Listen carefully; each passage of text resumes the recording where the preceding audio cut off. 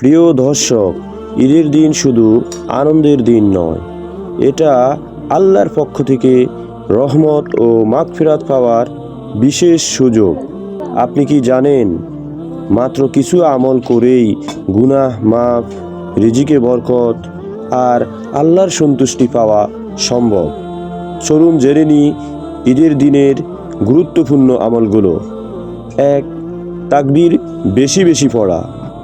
আল্লাহ বলেন সূরা বাকারায়, আল্লাহু আকবার, আল্লাহু আকবার, লা ইলাহা ইল্লাল্লাহু, আল্লাহু আকবার, আল্লাহু আকবার ওয়ালিল্লাহিল হামদ।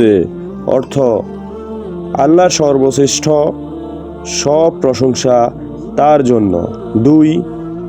ঈদের নামাজ আদায় করা।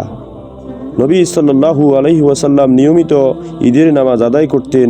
সহিহ হাদিস। এটা মুসলিম ঐক্যের প্রতীক। 3.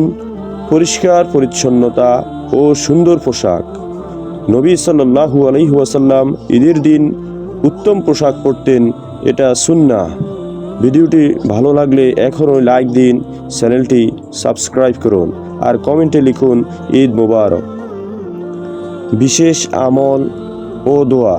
এই দিনের বিশেষ আমল হলো তাকাব্বালাহু মিন্না ওয়া মিনকুম।